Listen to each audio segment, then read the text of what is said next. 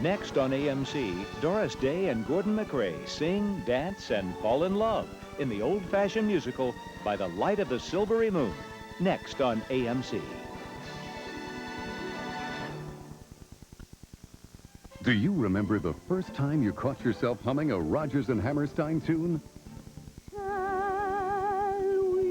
Now, AMC, a dedicated leader in film preservation, presents the Rodgers and Hammerstein Video Collection. Oklahoma.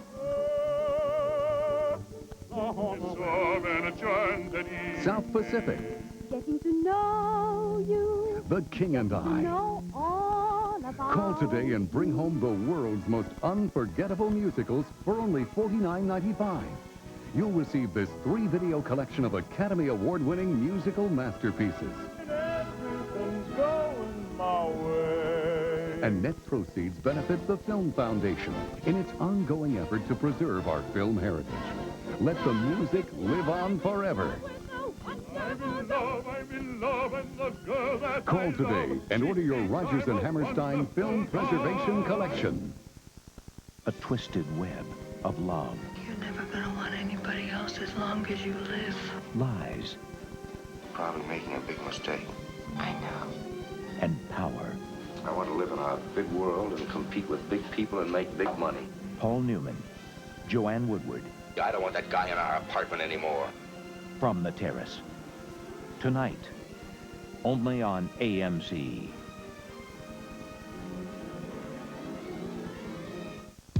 Let Bravo take you inside the actor's studio with the most creative and talented actors we know.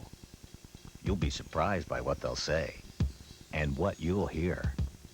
No scripts. It's no act. Inside the actor's studio, a whole new season, hosted by James Lipton. Wednesdays at 10 Eastern and Sundays at 8 Eastern on Bravo, the Film and Arts Network. His tracks lead down the path of justice. John Wayne in 3 Texas Steers, part of the Duke Days of Summer, tonight at 8 p.m. Eastern, only on AMC.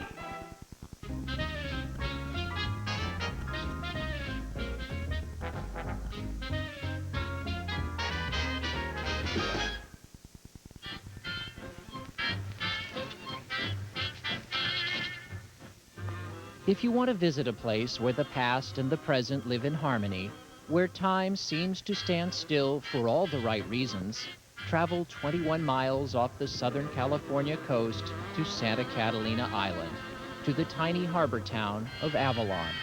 Here, Marie and Ed Whittington can dance on the same floor and to the same music they fell in love to 55 years ago. They say because it is a small community, people treat one another much like the way they did during the Depression in the 20s and 30s, where you counted on one another. Yes, you have to count on one another because there's no alternative. We have one each, you know, of anything you need. When MGM released the Technicolor short Pirate Party in 1936, Catalina Island was an established vacation mecca.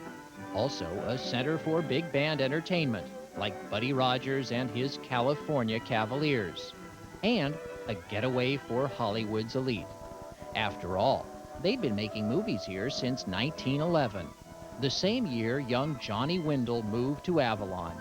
He remembers gaming for silver dollars from names like Farnham, Arbuckle, and Chaplin. Right in the middle of the next block was a saloon out there called Ben Rosine's Saloon.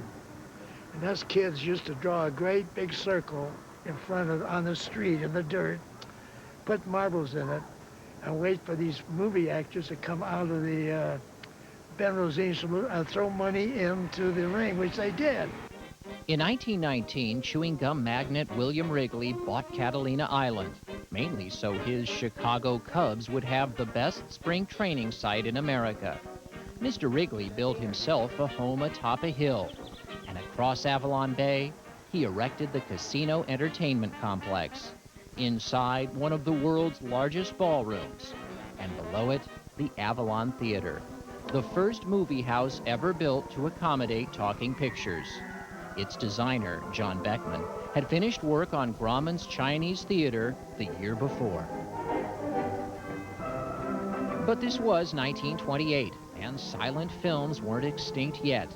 Mr. Wrigley installed the most sophisticated pipe organ of the day.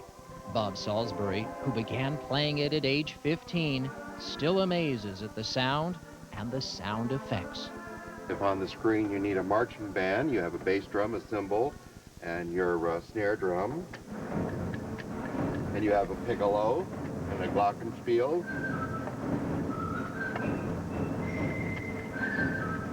So this would accompany the silent film? Absolutely. With whatever sound you needed. You probably have a doorbell ringing. We have a doorbell as well. We have sirens for the police chases. Operated we have the old klaxon. On the Model T? Absolutely, on the Model T, yeah. For island history, scuttlebutt, and a dash of local color, talk to easy-to-find George Scott. He's been delivering daily papers here since forever, also serving as Avalon's mayor twice. He credits William Wrigley, whose family still owns the island, with creating an affordable getaway. He didn't ask how much it was going to cost him when he built this casino. He built that casino for the people, and he had things called villas here, little cabins. He'd rent for $3.50 a night, and so the average, what he wanted was the average working man could come here, have a place for his vacation. The time of your life calls you to Catalina, where you are free to live and dress as you please. play at your favorite sports in Catalina. The weather's ideal, each breeze a cool ocean breeze. No matter how sunburned or fatigued at day's end, nighttime was casino ballroom time, while a nationwide audience listened in. Ahoy there, mainlanders! Heading for Catalina's on the air with Freddie Martin and his orchestra. This is Dick Joy greeting you from romantic Santa Catalina out in the blue Pacific Ocean, 22 miles from Los Angeles Harbor, and bringing you 15 minutes of musical greetings featuring Bob Crosby and his orchestra. I remember listening on the radio to the broadcast from here when I was in high school. And it was really an era that the young people today don't have a chance to experience, you know. It's just different today. Where are you taking us, sir? I don't know yet, lad. But the Pacific is filled with uncharted islands. We'll find one and settle there for good. More than 400 films have been shot on Catalina since 1911.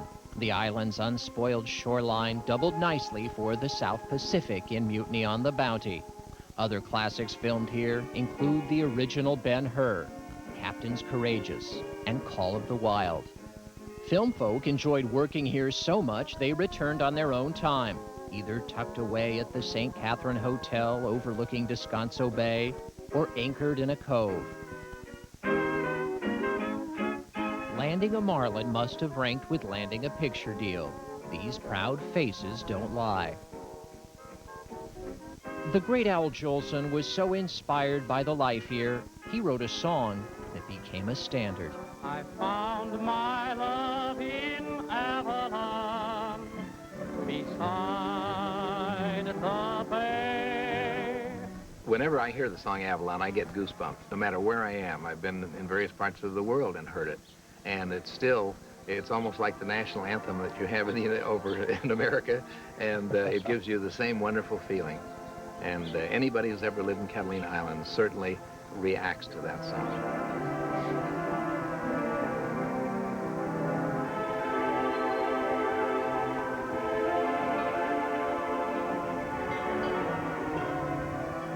It was a great place for romance, you say? Yes, sure. You know, they had the benches along the walk here where you'd sit and stop and hold hands like we still do. It's a place where the past and the present live in harmony, where time seems to stand still for all the right reasons. And remember, your troubles will fade away on Avalon Bay. For AMC in Hollywood, I'm Peter Jones. On the run. The posse has orders to shoot on sight. A fugitive seeks justice. I've learned never to take a man's word for anything. On his own terms. I'm sending out the cavalry. Once the cavalry gets there, Will won't have a chance. Unless we get there first. Don't come any closer! John Wayne. We don't know how to thank you. Don't try. Wyoming Outlaw. Tuesday on AMC.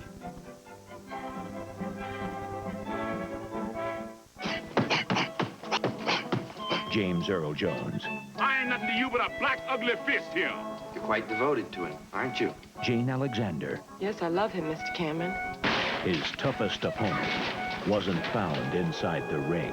You'd make it worth his while not to win the fight. I ain't fighting for no race. My mama told me Mr. Lincoln done that. Ain't that why you shot him? The Great White Hope. Tuesday, July 30th at 9:05 p.m. Eastern. Only on AMC.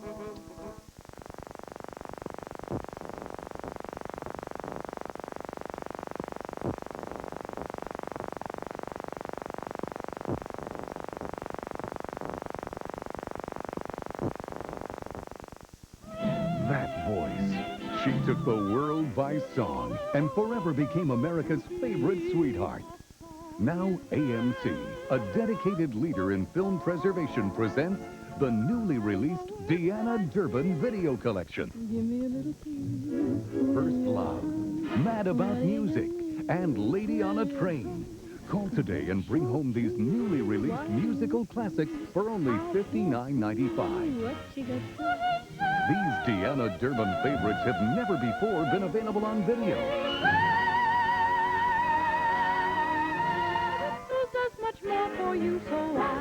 And net proceeds benefit the Film Foundation in its ongoing effort to preserve our film heritage.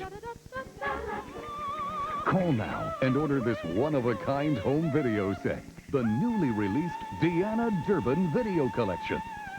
Help support film preservation.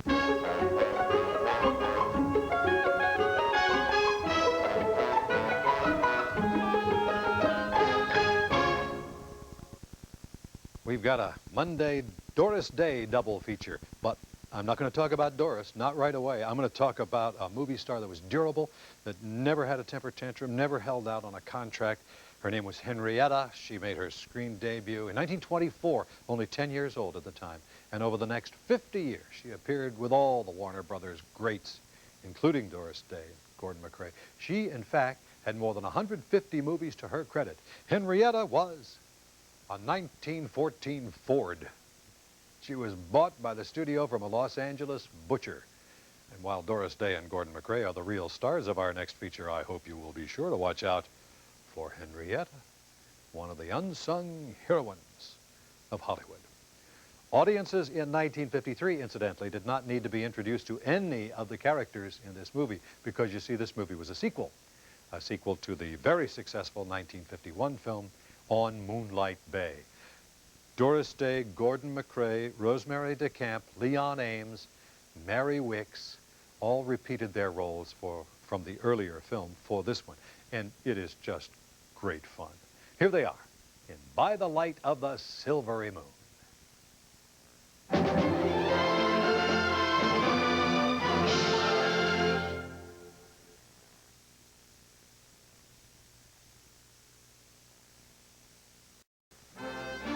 Next on AMC, Doris Day and Gordon MacRae star in a delightful musical based on the popular play No No Nanette, Tea for Two.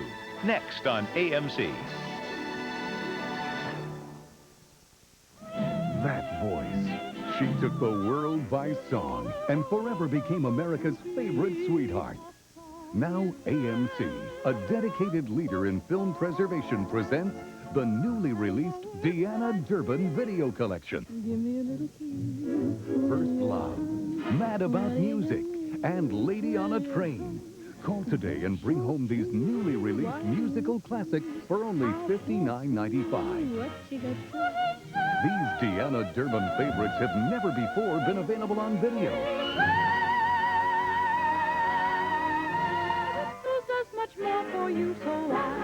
And net proceeds benefit the Film Foundation in its ongoing effort to preserve our film heritage. Call now and order this one-of-a-kind home video set, the newly released Deanna Durbin video collection. Help support film preservation.